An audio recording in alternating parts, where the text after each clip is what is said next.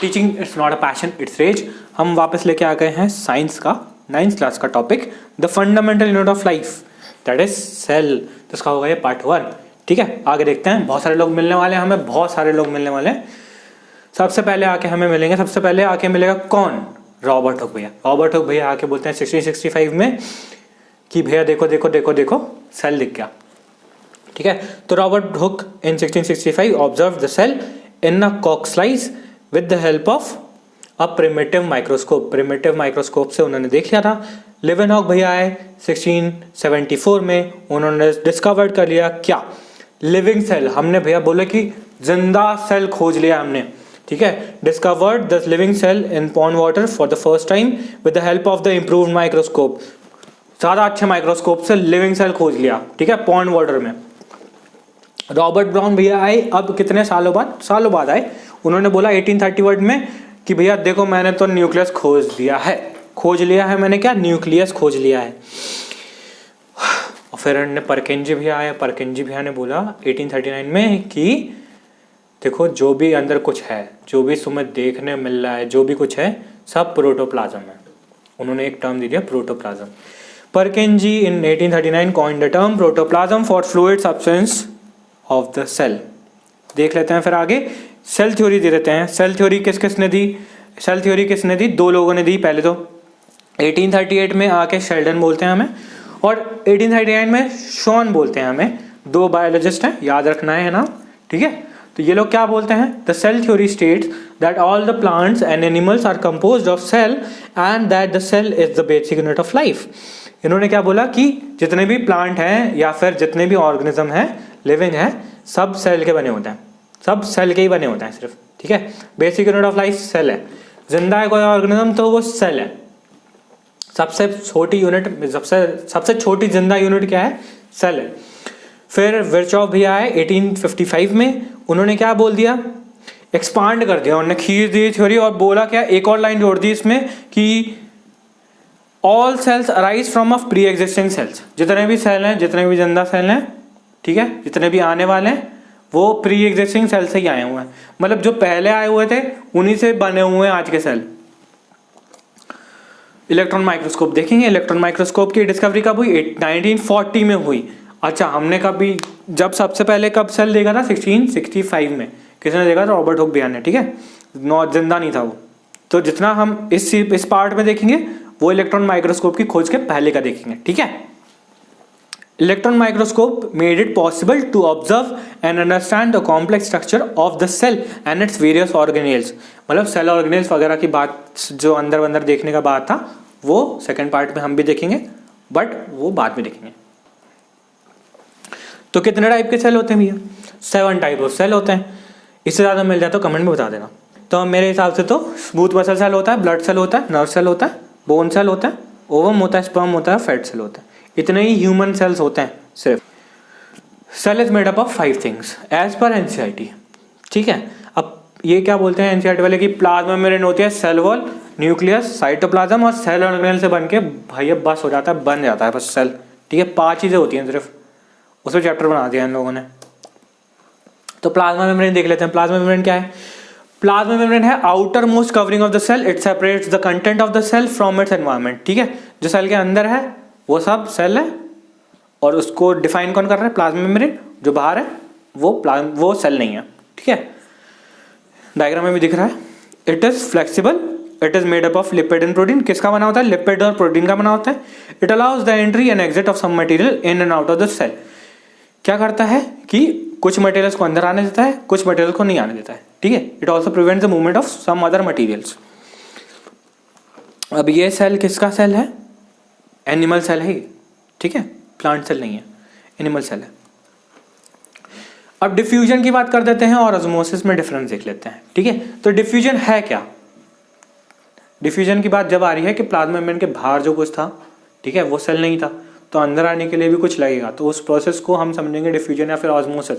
तो diffusion is the movement of a substance from the region of its high concentration to the region of its low concentration. तो ऐसा है कि diffusion क्या है? Diffusion क्या है? हाई कॉन्सेंट्रेशन से लो कॉन्सेंट्रेशन जाना किसी भी सब्सटेंस का इज डिफ्यूजन। जैसे कि अभी हमने स्प्रे कैन लिया, हमने यहाँ मार दिया, तो हमने स्प्रे कैन लेके यहाँ मार दिया, तो अभी हम थोड़ी देर बाद आएंगे तो पूरा रूम महकता मिलेगा हमें। तो ये क्या है, डिफ्यूजन प्रोसेस से हो रहा है। ये प्रोसेस डिफ्यूजन प्रोसेस से हो रही है, लो कॉन्सेंट्रेशन से हाई कॉन्सेंट्रेशन जा रही है चीज़ें, तो उसको हम बोलेंगे डिफ्यूजन। ठीक है, water obeys the laws of diffusion. आगे देख लेते हैं, movement of the water across the semi permeable membrane is called osmosis. Osmosis क्या है कि यही मूवमेंट है सिर्फ, ठीक है, बट उसमें क्या सेमी परमेबल मेम्ब्रेन लगानी है।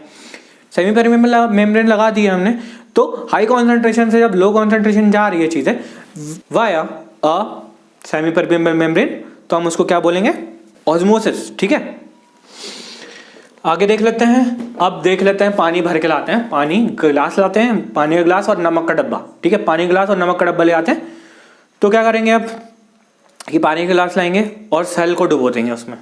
अब पानी के गिलास में काफ़ी ज़्यादा नमक नहीं होगा, कब, तो वो हाइपोटोनिक सोल्यूशन होगा। ठीक है, जिसमें कम सॉल्यूट होगा वो हाइपोटोनिक सोल्यूशन है। उसमें सेल क्या हो जाएगा, टर्जिड हो जाएगा, मतलब वो फूल जाएगा, एकदम टाइट हो जाएगा सेल। तो वाटर क्या हो रहा है कि वाटर जो ग्लास में था वो सेल के अंदर आ जाएगा। ठीक है, तो इसलिए वो टर्जिड हो गया। अब हमने थोड़ा सा नमक मिला दिया, जितना कि सेल के अंदर का कॉन्सेंट्रेशन भी था उतना नमक मिला दिया हमने, तो क्या निकलेगा हमारे पास, फ्लैसिड सेल आएगा। आइसोटोनिक सॉल्यूशन बोलेंगे, फ्लैसिड सेल आएगा जिसमें वाटर अंदर भी जा रहा है, जितना अंदर जा रहा है उतना ही बाहर आ रहा है। ठीक है, तो एकदम सेम मूवमेंट है, ज़्यादा कुछ ऐसा सेल पे इफेक्ट नहीं पड़ेगा।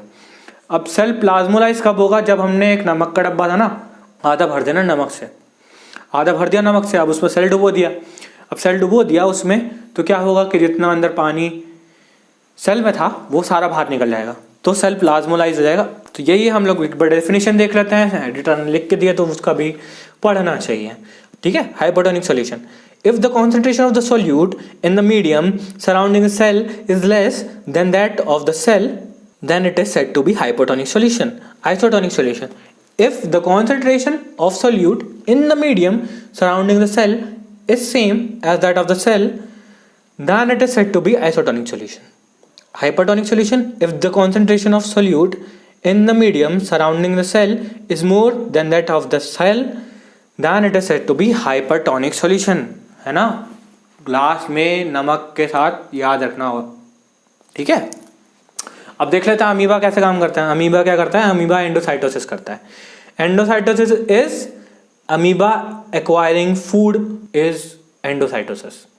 अब ये flexibility of the plasma membrane की भी बात हो जाती है। प्लाज्मा मेम्ब्रेन पढ़ा, flexibility of plasma membrane enables the cell to engulf food from its external environment, from external environment. तो अब देख लेते हैं क्या करता है अमीबा। कैसा है कि अमीबा में लेबलिंग क्या है, सूडोपोडिया है। सूडोपोडिया से एक्वायर करता है वो फूड। कॉन्ट्रैक्टाइल वैक्यूल है उसके पास, एंडोप्लाज्म है, एक्टोप्लाज्म है, मेम्ब्रेन है, न्यूक्लियस है और फूड वैक्यूल है। तो ऐसा कुछ अमीबा दिखता है। अब ये डायग्राम में देखो, जो ये सूडोपोडिया दिख रहा है, अमीबा इसी को यूज करके खाने को घेर लेता है, फिर अपने अंदर ले लेता है, अपने अंदर लेके खाने को इसको फूड वैक्यूल में डाल देता है। सेल वॉल, सेल वॉल किसने देखी थी सबसे पहले, आप फिर से देख लेते हैं। सेल वॉल रॉबर्ट हुक भैया ने देखी थी, उनको यही स्ट्रक्चर देखा था जो दिख रहा है तुम्हें भी अभी। हनीकॉम्ब लाइक स्ट्रक्चर देखा था उनने भी 1665 में। Plant cell have additional rigid outer covering called cell wall. It is mainly composed of cellulose. Cellulose is a complex structure and provides structural strength to plant. अब प्लांट सेल के पास एक rigid outer covering है जिसको हम बोलेंगे cell wall, और ये किसकी बनी होती है, सेलुलोज की। सेलुलोज क्या है, कॉम्प्लेक्स स्ट्रक्चर है। प्रोवाइड्स क्या करता है ये प्रोवाइड स्ट्रक्चरल स्ट्रेंथ प्रोवाइड करता है टू प्लांट। तो आगे देख लेते हैं न्यूक्लियस। न्यूक्लियस क्या है, the nucleus plays a central role in the cellular reproduction. It has a double layered covering called nuclear membrane. It contains visible rod shaped structure when the cell is about to divide called chromosomes. Chromosomes are composed of DNA and protein. तो आप देख लेते हैं कि nucleus क्या है। Nucleus क्या है, तो पहले तो सेंट्रल रोल प्ले करती है रिप्रोडक्शन में। ठीक है, न्यूक्लियस ये छोटा मोटा स्ट्रक्चर दिख रहा होगा जो पर्पल कलर का इसमें डायग्राम में दिख रहा होगा, एडिटर ने डाल दिया होगा, देख लेना आप, है ना। तो वही न्यूक्लियस है।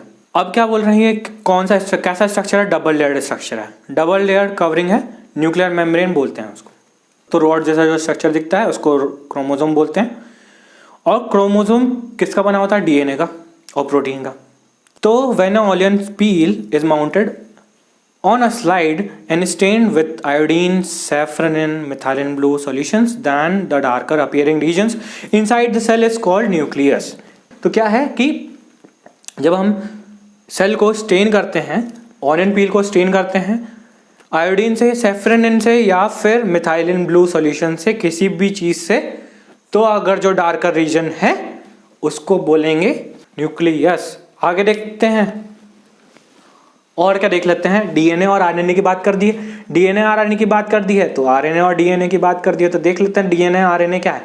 न्यूक्लिक एसिड्स आएंगे, तो DNA stands for deoxyribonucleic acid और it contains the information necessary for constructing and organising cell. तो सेल को बनाने के लिए और ऑर्गेनाइजिंग द सेल के लिए डीएनए और आरएनए यूज होता है। जीन क्या है? Genes are functional segments of DNA. बहुत सारा डीएनए मिलके जीन बना देता है, बहुत सारा डीएनए मिलके जीन बना देता है, बहुत गहरी बात है, बहुत सारा डीएनए मिलके जीन बना देता है, ठीक है। आरएनए, आरएनए क्या है? RNA stands for ribonucleic acid.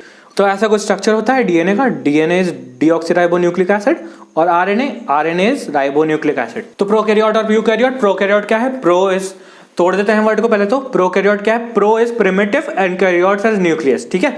जिसमें प्रिमिटिव या फिर प्राइमरी न्यूक्लियस होगी उसको प्रोकैरियोट बोलेंगे। यूकैरियोट क्या है? तो यूकैरियोट में ट्रू न्यूक्लियस होगी, प्रॉपर न्यूक्लियस जिसमें होगी उसको यूकैरियोट बोलेंगे। Organism that have a properly defined nucleus with the nuclear membrane are called eukaryotes. Eukaryote में हमारे जैसे ऑर्गेनिज्म भी आते हैं, उनमें प्रॉपर न्यूक्लियस होता है। डिफरेंस ये है कि प्रोकैरियोट्स और न्यूक्लियस के पास डबल लेयर्ड मेम्ब्रेन नहीं होती है और उनका न्यूक्लियर मटेरियल फैला हुआ होता है, सेल में ऑर्गेनाइज नहीं होता है। इसीलिए प्रोकैरियोट्स का न्यूक्लियर रीजन को न्यूक्लियोइड बोलते हैं। यूकैरियोट्स का nucleus proper double layered membrane से सराउंडेड होता है और न्यूक्लियर मटेरियल उस मेम्ब्रेन के अंदर रहता है। सो साइटोप्लाज्म देख लेते हैं। Cytoplasm it is the fluid content inside the plasma membrane. ये भी पहले ही बताया था, मैंने पहले ही बताया अभी।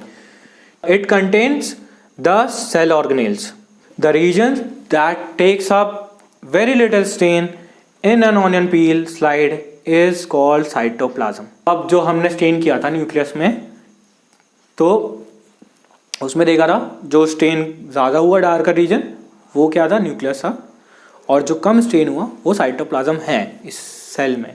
अब इलेक्ट्रॉन माइक्रोस्कोप देख लेते हैं। इलेक्ट्रॉन माइक्रोस्कोप 1940 में आया था, तो इसके बाद के सेल ऑर्गेनेल्स के जितने स्ट्रक्चर हैं वो हम बाद में देखेंगे। तो पसंद आए तो लाइक करो, नहीं तो सब्सक्राइब करो। नेक्स्ट वीडियो देखो, वो पसंद आए तो वो लाइक करो, पर देखो सब्सक्राइब करो।